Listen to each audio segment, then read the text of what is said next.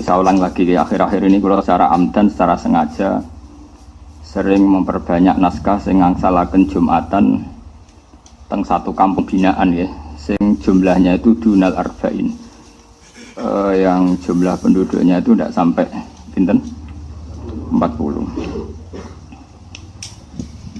Niki penting saya utarakan dan sebetulnya juga nanti nggak jauh-jauh dari apa yang pernah diyakini ya, diyakini oleh kitab Fathul Mu'in. Beliau mengutip pendapat Imam Bulkini bahwa kalau ada satu kampung yang jumlah penduduknya tidak sampai berapa 40, kampung itu ya boleh Jumatan meskipun nggak sampai berapa 40. Terus ngeten ya, kalau sukani mukaddimah ya. Saya sering diberi pertanyaan begini. Saya punya teman, dia di pedalaman Kalimantan. Dulu sekolah itu ora tau munggah, gak tau munggah ya pemenang ranking munggah pernah naik. Tapi bagus barokahnya begitu, dia itu ikut kerja di pedalaman Kalimantan. Kalau dulu disebut illegal logging, jadi dia ya pokoknya manfaatkan kayu hutan. Mungkin oleh negara disebut maling, tapi kalau oleh santri ya manfaat rahmati pangeran. Dulu singkat cerita itu dia karena santri, dia ada Jumatan itu tidak enak, mau Jumatan nggak sampai 40 juga tidak mustautin. Singkat cerita dia tanya saya, zaman itu masih pakai surat. Dia sebetulnya masih setengah-setengah ingat kalau di Mu'in di Pakrib itu harusnya sholat duhur. Kalau nggak sampai 40 kan sholat nopo duhuran, mereka sholat duhur. Tapi masyarakat yang di situ, yang gelem sholat, yang mau sholat itu menolak. Alasannya, Pak Kiai, Jumat kok duhur. Kalau Jumat ya Jumatan, Jumat kok duhur. Mereka tidak mau. Terus saya bilang, ya sudah Jumatan saja kata saya gitu. Jumatan saja kata saya gitu. Ya terus Jumatan sampai sekarang.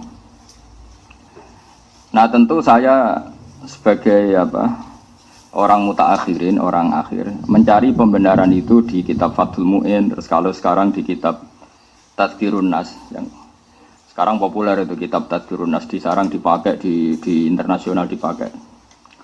Fatwanya Habib Al-Habsyi.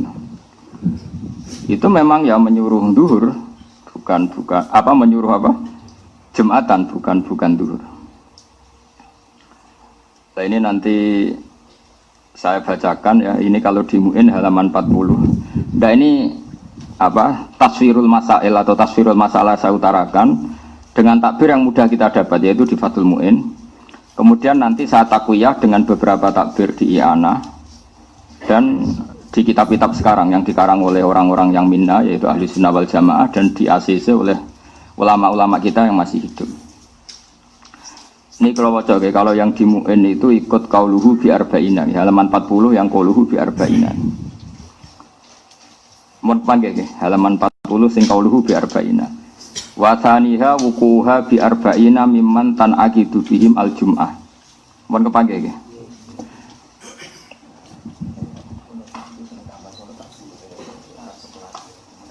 Takok nggih. Ini kiai tak kongkon kalah tuh. Kalau wajah ya. Jadi mulai sekarang nanti mengkaji babul Jum'ah karena ada banyak masalah. Syarat sahnya Jum'ah adalah wuku'uha bi arba'ina, tumibane Jum'ah bi arba'ina kelan wong 40 mimman tan aqidu bihim al Jum'ah. Mimman sanging wong tan aqidu kang dadi sah bihim kelawan man sing jumlah arba'in wa al Jum'ah tu Jum'ah walau mardo senajan to orang-orang sakit. Maksudnya goya walau mardo gini dalam logika fikih. Jumatan itu disahkan oleh orang yang wajib apa disahkan oleh orang yang enggak wajib? Enggak, yang rada eling-eling tahu ngaji, santri pedotan lah pokoknya rada eling. Yang bisa mengesahkan Jumatan itu yang wajib Jumatan apa yang sunnah Jumatan? Nah, itu kriminalis sampean ngaji rahatam itu kasus. Karena sekarang orang sakit itu wajib Jumatan enggak?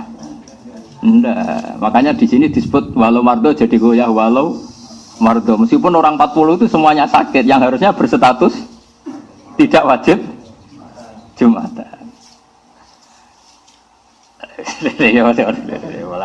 Sekarang mungkin yang alim tenan. Ya, orang sakit itu wajib Jumatan enggak? Enggak. Tapi kalau Jumatan 40 sakit semua itu Jumatannya sah enggak? Sah. Berarti Jumatan bisa sah oleh orang yang sebetulnya enggak wajib. Mulanya dikai goyah walau mardo, meskipun yang 40 itu semuanya sakit. Karena mardo itu jamaknya marid. Jeleng Muhammadani Alfiyah. Fa'la liwasfin ka qatilin wa zamin. Jadi maridin mardo, qatilin qatla, zaminin zamna. Fa'la itu alimaan sayakunu minkum napa? Mardo. Mardo itu maknanya orang-orang yang sakit. Saya itu bawa amplop itu udah amplop uang ini, amplop takbir. Nah takbirnya itu agak aneh. Mana belum cukup Pak Hamden? Yo, belum cukup kayak orang alim waktu itu Pak. Ini raya duit ini Gus, parah, makanya. Sudah saya ulang lagi ya. Di bab Jumat itu ada beberapa hukum yang unik ya. Saya ulang lagi ya. Jumatan itu bisa sah, itu normalnya kan orang yang bisa mengesahkan apa? Jumat. Tapi di sini dikatakan walau mardo, meskipun mereka orang sakit. Padahal dalam status hukumnya orang sakit itu ada wajib apa? Jumatan. Suamin humlan iku setengah sangking al-arbaun al-imamu te imam. Nah, sekarang misalnya gini, walau kanu umpama ana sapa ahlul jum'ah iku arba'ina 40 fakot, pas 40. Wa fihi lan khali iku ing dalam arba'in umiyun te wong umi wahidun kang siji awak aksaru to akeh. Qasara kang pepeko taksir lho. Qasara kang pepeko sapa umi fi ta'allumi ing dalam belajar lam tasihha mongko rasa apa jum'atuhum Jumatane arba'in mergo libut lani salatihi krana batale salate umi sing qasara fi ta'lim. Berarti dihitung fayang kusuna mongko dianggep kurang sapa al arba'un. Jadi kalau orang 40 pas, kok salah satu itu batal, balik batalnya karena ngentut, atau diantara mereka ada umi yang nggak mau belajar Quran, kemudian bacanya itu salah, dan dia ketika salah punya kesempatan belajar tapi tidak mau apa? Belajar namanya qasara apa? Fit ta'allum, dia pepeko ya. Pepeko itu disalahkan syariat, maka itu juga nggak sah. Tapi wa amma idza lam yuqassir al ummiyu fit ta'allum fatasihhal jum'ah kama jazama bi syekhuna fi syarhil ubab wal irsyad. Ketika orang umi itu tidak taksir fit ta'allum fatasihha moko dadi sah apa al jum'atu jum'ah. Kama jazama bi syekhuna fi syarhil ubab wal irsyadi, sebagaimana keputusan syekhuna yaitu Ibnu Hajar dalam dua syarah, yaitu syarah kitab ubab dan syarahnya kitab apa? Al irsyad. Tabaan di majazama bi syekhu fi syarhil Semakala fi syarhil minhad la farqa huna baina ayuqassira al-ummi fi ta'allum wa alla yuqassira. Wal farqu bainahuma ghairu qawiyyin. Tapi kata Ibnu Hajar dalam syarah minhad, cek ummi ta'allum cek ora, cek taksir cek ora padha rasae. Intaha. Walau naqasu fiha batalat aw fi khutbatin lam yuhsab ruknun fu ila hala naqsihim li adami samaihim lah. Nah, sekarang masalah khutbah saya terangkan ya. Sekarang misalnya khotib itu khutbah, itu syaratnya mendengarkan orang 40, apa orang 40 itu dengar? Enggak, syarat wajibnya itu memperdengarkan, apa orang 40 benar-benar dengar? Ya, tenang ini latihan cerdas ya. Yang wajib itu memperdengarkan, apa orang 40 harus dengar? Yakin? Isma, bicara sowo. Ini kiai tapi untuk dereng untuk sertifikat. Enggak meyakinkan. Kalau isma dulu itu yang termasuk jadi masalah besar zaman abadnya Sayyid Muhammad Sayyid Alawi itu masyhur. Apakah boleh khutbah pakai mic seperti ini? Karena yang didengarkan mustami'in itu suara mic bukan suara kiai. Justru dengan pakai mic itu kan lon-lon. Kalau pakai mic banter kan kayak wong perang. Sekarang yang didengar orang-orang itu suara mik apa suara Pak Kiai? Pak Kiai, enggak. Ketika orang khutbah dengan mik itu, suaranya rindik apa enggak? Pelan enggak? Pelan. Lalu yang jauh kok dengar itu karena apa? Mik. Itu yang didengar suara Kiai apa suaranya mik?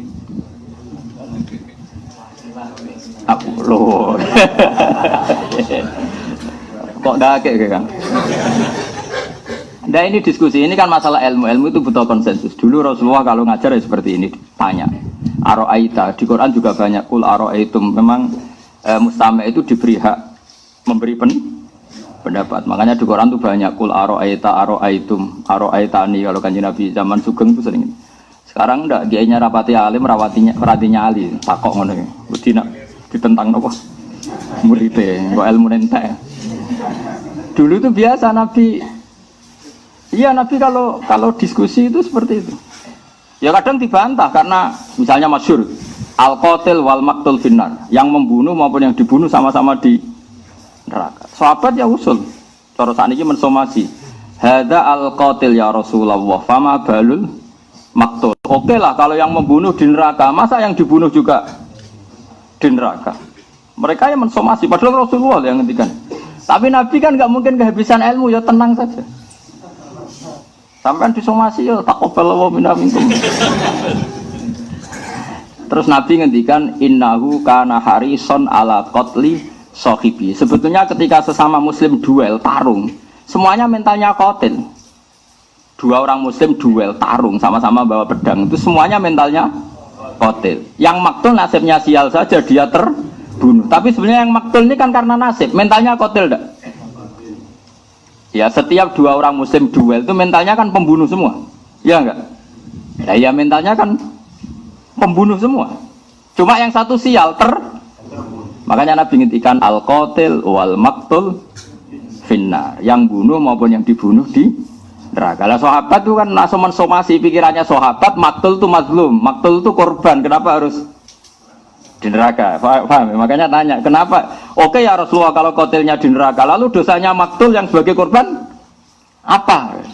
Terus Nabi jawab innahu kana harison ala qatli sahibi. Karena yang maktul ini, yang terbunuh pun mentalnya pembunuh. Paham ya? Kayak rebutan pacar ngoten.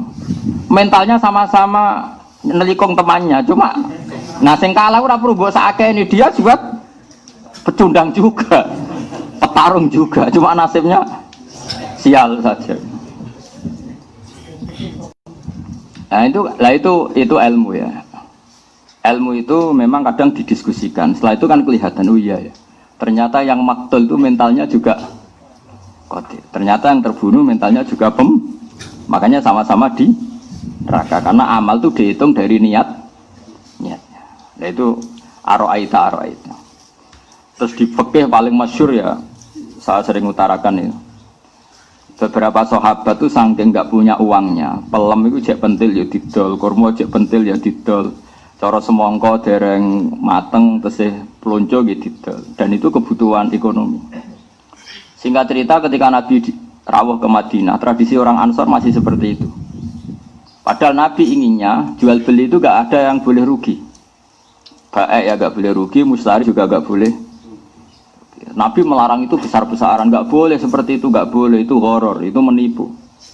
Mereka bilang ya Rasulullah ini kebutuhan kita sudah butuh uang, maka kita butuh menjual meskipun qabla budui solahiyah. Sebelum nampak baiknya apa? Tamroh tadi, tamroh atau samroh ya, samroh saja yang umum apa? Makanya samroh itu apa? Buah. Tapi kita sudah butuh uang. Itu Rasulullah itu luar biasa. Cara membuat logika langsung mereka dibalik. Aro'aita in mana Allahu at-tamra fabima yastakhillu ahadukum mala akhi. Bagaimana kalau Allah kemudian menghancurkan mangga itu atau semangka itu atau apa saja, ijek pentil ceblok kabeh, ijek pelonco wis gak jadi semongko kabeh, kowe wis kadung nampa duwike kancamu sing tukune tuku semongko. Sekarang tengkulak itu tuku pentil apa tuku pelem? Ayo jawab. Asumsi harganya itu harga pelem apa harga pentil? Pelem. Dengan asumsi pelem wani nebas 2 juta. Nah asumsi ini pentil 200.000 kan. Sing doyan pentil sapa apa dige makjun tapi cilik-cilik duntal. Ndak sama tawari fikih waras gini. Tak latih. Pentil kok gedene sak menten pentil pelem. Ketika sak pelem dituku 2 juta iku tuku pelem apa tuku pentil? Nah, bae ini wis menjual, alasannya ya wis butuh duit. Butuh duit ora go alasan, Kang. Agar wong yo wong mati wis mati wae cek ngel-ngelo wong biaya.